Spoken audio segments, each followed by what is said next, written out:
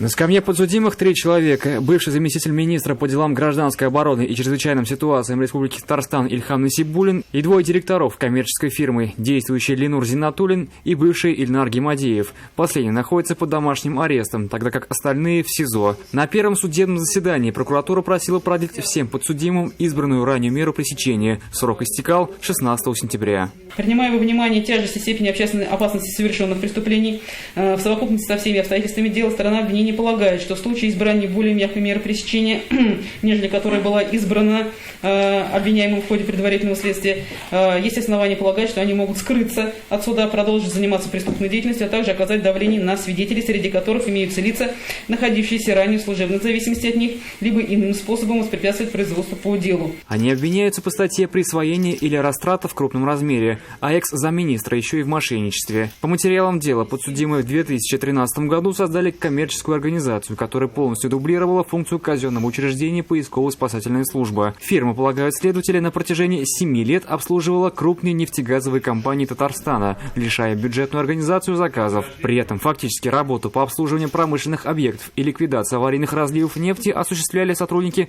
поисково-спасательной службы. Таким образом, на счета коммерческой фирмы поступило около 161 миллиона рублей, которые должны были пойти в бюджет республики. Свою вину подсудимые не признали. Проведены 4 экспертизы без согласования с нами. Ни в одной экспертизе нет документов, которые бы хотя бы косвенно указывали на мою виновность. Все они, имеется в виду, в отношении меня доказывают мою невиновность. А также те бухгалтерские документы, которые были изъяты в ходе обысков, тоже подтверждает мою невиновность. Отдельное обвинение в мошенничестве по видеосвязи прокомментировал Ильхам Насибуллин. Он, по данным следствия, используя служебное положение, ввел в заблуждение женщину, убедив, что на ее сына, бывшего директора этой коммерческой организации, могут возбудить уголовное дело. Чтобы этого не произошло, он потребовал с нее 1 миллион рублей, обещав, что деньги вернет обратно в организацию. Но, получив 950 тысяч рублей, деньги просто присвоил.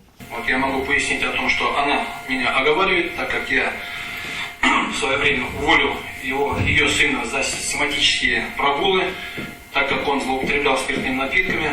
Вот, и поэтому дальше с ним работать невозможно было. Соответственно, она решила мне тем самым отомстить. Оба подсудимых сейчас находятся в московском СИЗО. Это связано с тем, что дело расследовало Главное следственное управление Следственного комитета страны. Обвиняемые просили отправить их под домашний арест. Но суд встал на сторону обвинения и продлил обоим срок содержания под стражей еще на полгода. Услышав это, Ильхам Насибуллин разрыдался. Из-за того, что 2 обвиняемых не успели этапировать в Казань, обвинительное заключение сегодня не зачитали. Вероятно, это произойдет через месяц. Заседание назначено на 18 октября. Айрат Назипов, Наиль Абдуллин, Авызов, 112.